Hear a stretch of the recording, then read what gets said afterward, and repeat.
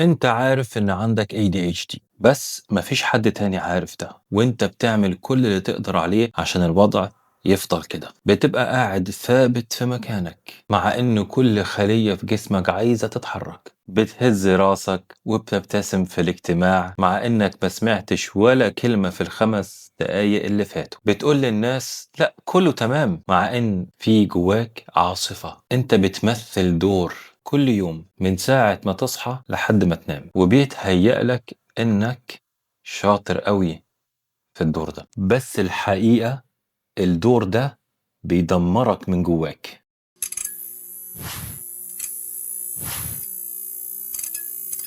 السلام عليكم ورحمة الله وبركاته، وأهلا وسهلا بكم جميعا يا أحبابي في قناتي، واللي طبعا أكيد قناة حضراتكم أنتم كمان. أنا اسمي أنس.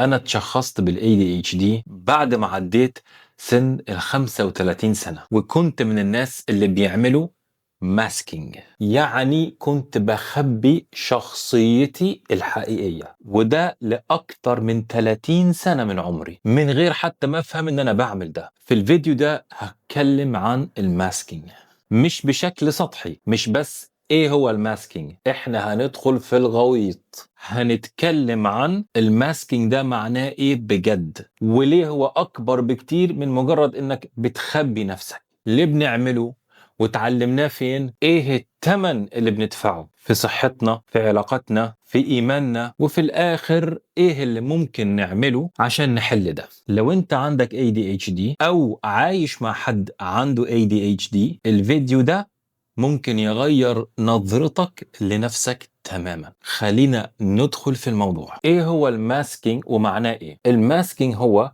انك تخفي او تخبي اعراض ال ADHD بتاعتك بقصد او بدون قصد. ليه؟ علشان نبان ان احنا طبيعيين زي كل الناس، عشان نتماشى مع البيئة اللي احنا فيها، نتماشى مع طبيعة الناس اللي حوالينا، عشان ما بقاش إنسان من الآخر كده شاذ. مش شاذ بالمعنى التاني، شاذ بين الناس كلها في الدنيا. بس يا حبايبي الموضوع مش انك بس ما تقولش للناس او ما تظهرش للناس انك عندك ADHD، الموضوع اعمق بكده بكتير. الماسكينج ده بيبقى تصرفات، استراتيجيات، خطط، يعني اسلوب حياة كامل انت بنيته، ومش عشان انت اخترت ان انت تعمل ده، لا بس عشان كنت مضطر تعمل ده. خليني اشرح لكم واديكم امثلة واقعية عملية انا عشتها، وعارف ان الناس كتير جدا عاشوها، وعايزك تسمعوا كلكم وتسألوا نفسكم. أنا بعمل كده في الاجتماعات والمحادثات والمكالمات. بتقعد تبص في عين اللي قدامك، مش عشان أنت بتسمعه، بس عشان انت عارف انه الناس اللي حواليك هياخدوا بالهم لو انت ما عملتش كده. بتقعد تعيد الكلام المهم اللي الشخص اللي بيتكلم بيقوله قدامك عشان يبان انك مركز معاه. بتضحك لما الناس كلها بتضحك مع انك ما فهمتش هما بيضحكوا على ايه اصلا. هل ده بيحصل معاك؟ في موضوع الوقت والتنظيم، بتبقى عامل منبهات على منبهات على منبهات في تليفونك، بتروح بدري للاجتماعات على الاقل كده 20 دقيقة او 30 دقيقة قبل كل الناس، مش عشان ان انت منظم، بس عشان انت مرعوب تتأخر تاني. يعني انت عملت نظام كامل عشان تعوض المسألة دي، ومحدش شايف النظام اللي انت عملته دوت وقد ايه بياخد منك طاقة. في علاقاتك مع الناس بتلاقي نفسك كده بتقول للناس لا انا ما نسيتش، انا بس مشغول، بنشغل كتير، مع انك عارف انك نسيت. بتتجنب انك تحكي عن الدوشة واللخبطة والافكار المتزاحمة جوه في دماغك عشان خايف الناس اللي حواليك يبصولك بنظرة مختلفة او حتى نظرة دونية. بتحاول دايما كده قدام الناس تظبط كده في طاقتك وتهدي سرعتك قدام الناس، حتى طريقتك في الكلام على حسب مين اللي قاعد معاك وسرعتك في الكلام، وتهدي الموضوع كده وتشوف عندك هايبر فيجيلانس، متنبه لكل حاجة بتحصل حواليك علشان تعرف تتأقلم معاها صح عشان ما تتفضحش. وأهم حاجة لازم نفهمها، كل الكلام ده بياخد طاقة رهيبة. كل يوم انت بتستهلك مجهود ذهني رهيب فظيع، والمجهود الذهني ده تستهلكه مش عشان انت تعيش حياتك انت، لا، عشان تخبي وتخفي ازاي انت بتعيش حياتك. الموضوع عامل كأنك بتجري ماراثون وفي نفس الوقت بتمثل انك بتتمشى عادي. اسمع الجملة دي تاني، كأنك بتجري ماراثون لكنك بتمثل انك بتتمشى عادي. فكر فيها دي. طيب يا حبايبي، خلينا نشوف احنا ليه بنعمل كده. اتعلمنا فين ان احنا نستخبي ونختفي كده؟ إذا عرف السبب بطل العجب. الإجابة يا أحبابي بتبدأ في الطفولة. أغلبنا من اللي عندهم ADHD ما كانوش يعرفوا أن عندهم التحدي ده أو المشكلة أو الاضطراب ده وهم صغيرين. الحاجة الوحيدة اللي احنا كنا حاسين بيها وعايشينها وعارفينها ان احنا مختلفين مش زي غيرنا، واننا كنا بنسمع كلام زي مثلا انت ليه مش قادر تقعد كده ساكت في مكانك زي كل الناس؟ انت يا اخي عمرك ما بتسمع الكلام، ولا في البيت ولا في المدرسة ولا في الشارع ولا في اي مكان. انت ذكي ومبدع بس كسول وماشي على هواك وفاشل وما بتتعبش نفسك. وبعد ما تسمع الكلام ده 100 مرة 1000 مرة مخك بيتعلم حاجة واحدة بس، انه شخصيتك الحقيقية دي مش مقبولة، لازم تخبيها وتخفيها. ده مش اختيار بمزاجك، دي طريقة المخ بيخترعها علشان تقدر تعيش في الحياة. اسمها survival mechanism. بالظبط كده زي ما جسمنا بيتعلم انه يبعد عن الجوع، المخ بيتعلم انه يبعد عن الرفض. وفي الثقافة بتاعتنا، الثقافة العربية الإسلامية، الحمل بيبقى زيادة، الشيلة بتبقى أتقل وأكبر. إحنا عندنا ثقافة قوية جدا بتاعت الناس هتقول إيه، كلام الناس، ما تفضحناش، بلاش فضايح، مش قدام الناس، حاسب الناس.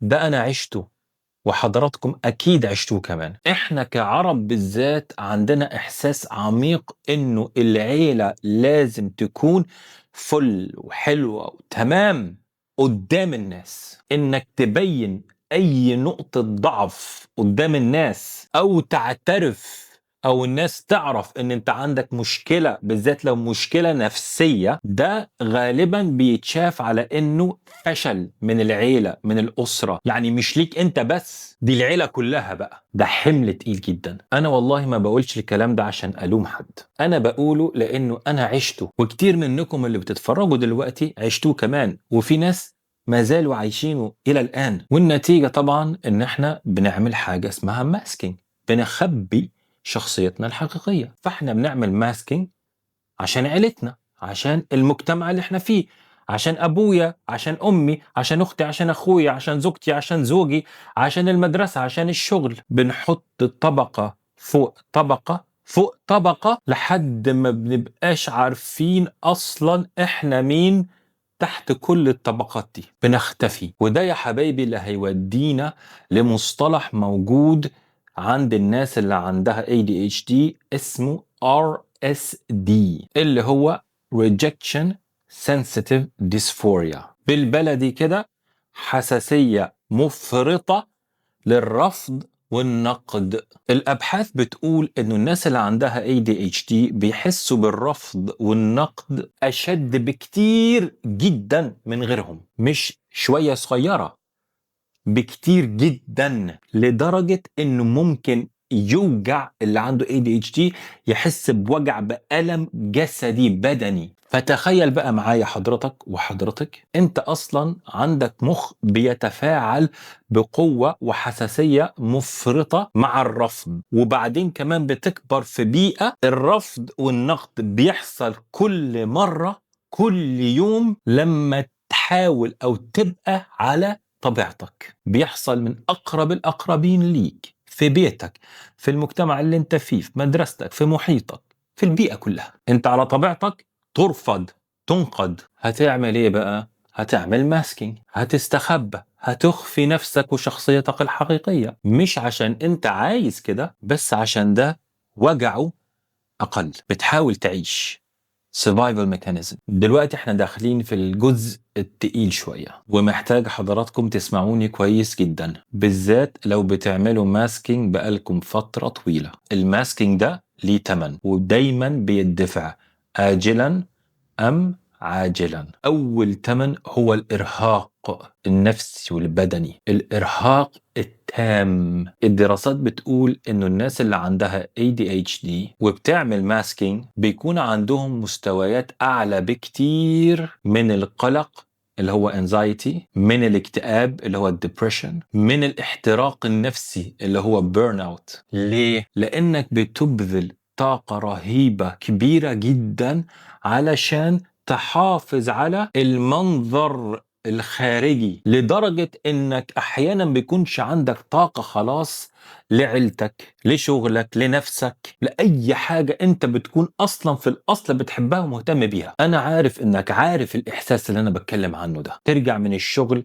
او من المدرسة او من الجامعة ومفيش فيك اي حيل او حيلة تقدر تدي بيها حاجة لحد، مش عشان شغلك كان متعب للدرجة دي او الجامعة مثلا او في الدراسة كان اليوم متعب جدا، لا، اللي كان تعبك طول اليوم هو الماسك اللي عليك ده التقيل جدا، هو ده اللي بيرهق جسدك وبيرهق نفسك، فطاقتك بتكون خلصانة اول ما تدخل البيت. التمن التاني أسوأ بكتير، وهو ضياع هويتك. لما بتعمل ماسكينج لفترة طويلة في حاجة بتخوف بتحصل، بتنسى انت مين. انت مثلت دور لفترة طويلة جدا لدرجة انك ما بقتش عارف الدور ده بيخلص فين وانت بتبدأ منين. آرائك دي آرائك فعلا، ولا دي نسخة منك الناس متقبلاها وخلاص؟ أحلامك هو ده فعلا اللي انت عايزه، ولا ده الماسك اللي انت مستخبي وراه؟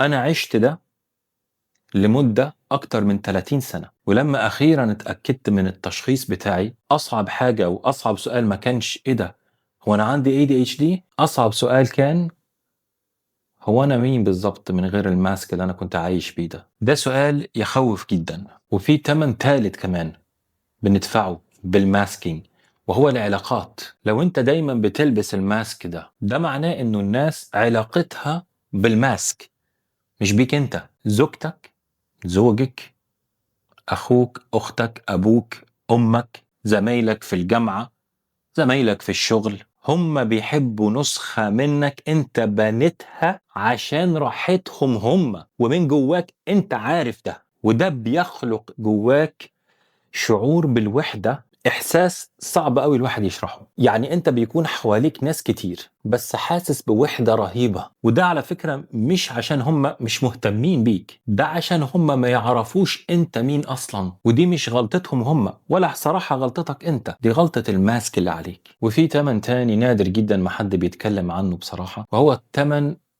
الروحاني الإيماني. ربنا سبحانه وتعالى خلقك زي ما أنت كده، بمخك ده، بطريقة تفكيرك دي، بنقط قوتك وتحدياتك، بكل حاجة. والماسكينج بيقول اللي ربنا خلقه ده مش كفاية، أنا لازم أبقى حد تاني. ده مش إيمان، ده هروب من الشخص اللي انت اتخلقت عشان تكونه. ربنا سبحانه وتعالى بيقول في القرآن الكريم، أعوذ بالله من الشيطان الرجيم، لقد خلقنا الإنسان في أحسن تقويم. أحسن تقويم يا حبايبي، مش الشكل المثالي في عيون الناس. أحسن تقويم ده حسب حكمة ربنا سبحانه وتعالى وتصميمه. دلوقتي أنا عارف إن في بعضكم بيفكر وبيقول ما كل الناس بتعمل ماسكينج يا أنس، دي مش حاجة حصرية يعني للADHD. أيوة صح، كل الناس بتعمل حاجة اسمها التكيف في المجتمع، بتتكيف اجتماعيا لدرجة معينة. يعني انت ما بتتكلمش مع مديرك في العمل بنفس الأسلوب اللي بتتكلم مع أقرب صاحب ليك مثلا، يعني ده شيء طبيعي، بس خدوا بالكم في فرق شاسع. التكيف الاجتماعي الطبيعي بياخد منك طاقة، بس طاقة صغيرة جدا. الموضوع عامل زي كده ما ايه، بتغير هدومك مثلا،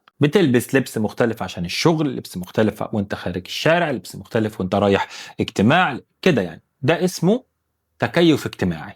بس ده معناه انه انت لسه انت، بس بهدوم تانية. الماسكينج بتاع ال ADHD مش انك تغير هدومك وملابسك، ده كأنك بتغير جسمك، كأنك بتبني شخصية جديدة خالص، وبعدين كمان تعيش بشخصية البني آدم ده اللي اتبنى كل يوم لعشرات السنين. ده مش شوية تكيف، ده اسمه تحول كامل. وعشان كده يا حبايبي الموضوع بيوجع قوي. طبعا انت بتقول دلوقتي يا انس انا لو بطلت اعمل الماسكينج ده الناس هتحكم عليا جدا وتبهدلني وهتفضح. يمكن ويمكن لا، بس انت اصلا بتحكم على نفسك بقسوة اكتر من اي حد تاني يقدر يعملها فيك انت. السؤال هنا مش ايه اللي هيحصل لو الناس شافتني على حقيقتي، السؤال هو انا هقدر استحمل لحد امتى ان انا ما كنش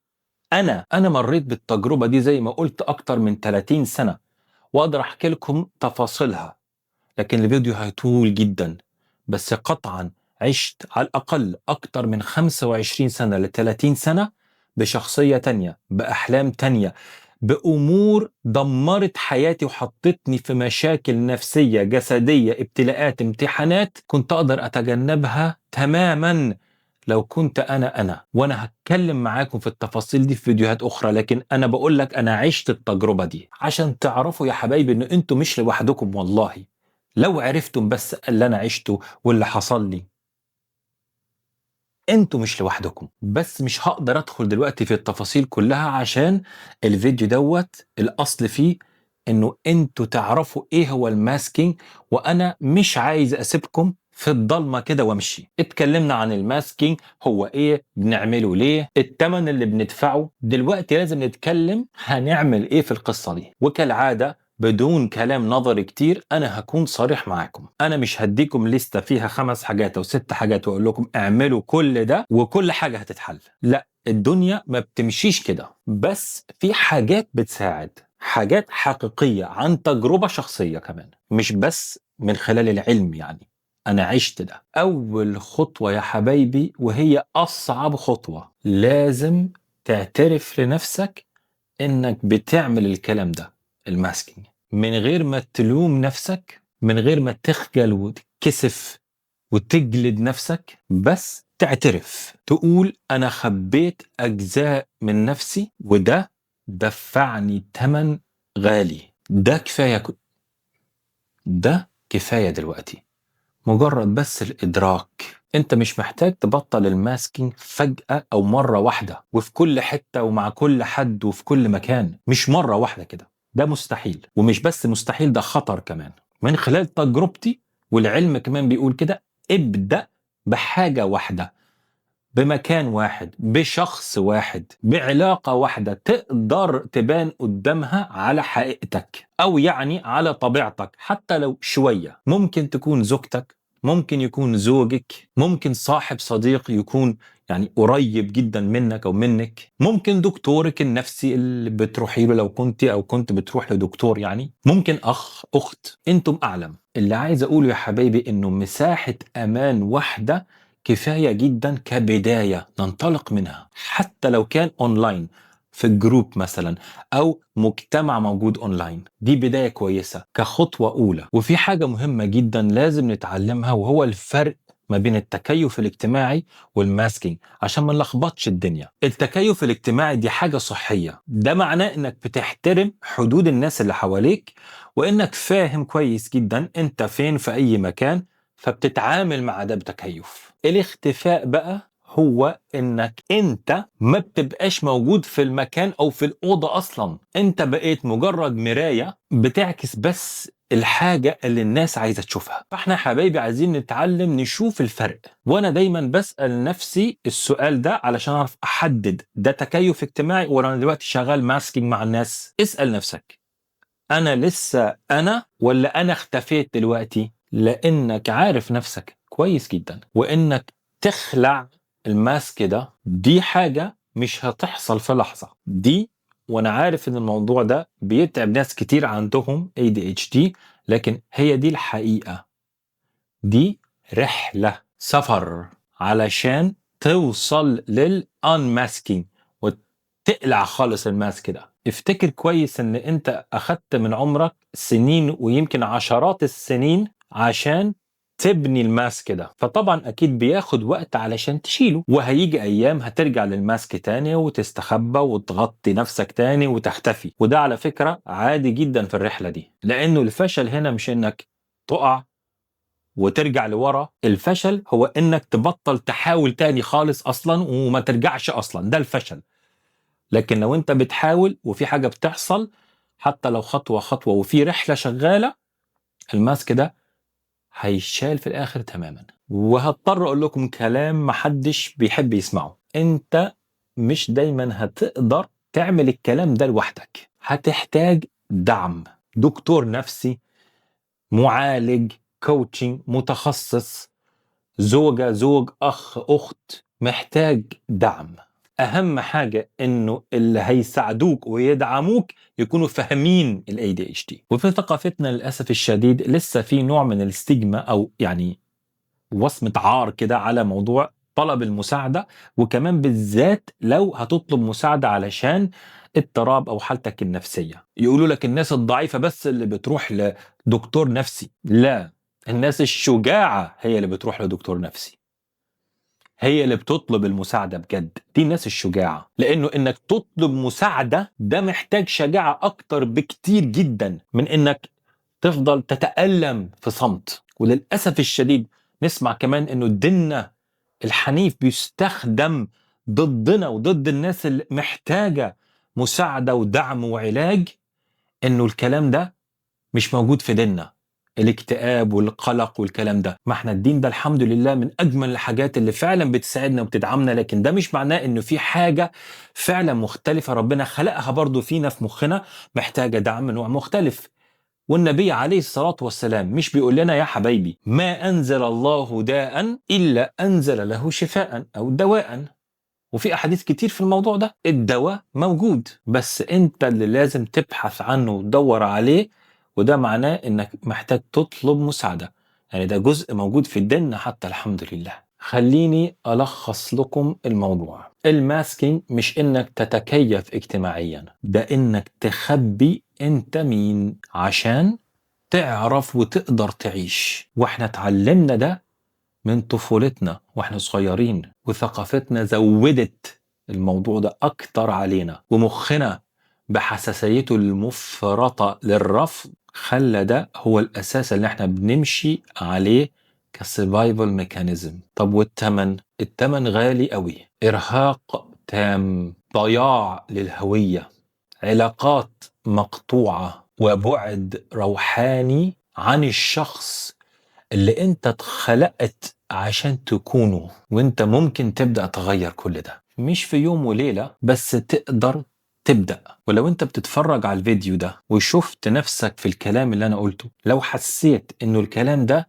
عني انا، ساعتها عايزك تعرف انت ما فيكش حاجة غلط، عمر ما كان فيك حاجة غلط. انت بس تكيفت مع عالم ما كانش فاهم انت بتشتغل ازاي ومخك بيشتغل ازاي، بس دلوقتي بقيت عارف. والمعرفة والله هي أول خطوة في طريق الحرية. لو تعرف حد محتاج يسمع الكلام ده، شير الفيديو ده معاه. أحيانا بيكفي إنه شخص واحد بس يقولك أنت مش لوحدك، وفجأة كده يبدأ التغيير، أو يمكن كل حاجة تتغير. بدأ ربنا سبحانه وتعالى إن يديكم القوة إنكم تبقوا على طبيعتكم، وإن ربنا سبحانه وتعالى يديكم الشجاعة إنكم تزيحوا وتنزلوا الماسك ده عنكم، وإن ربنا سبحانه وتعالى يرزقكم بناس حواليكم يحبوكم، بس يحبوكم انتم على اصلكم. وانا بحبكم كلكم في الله.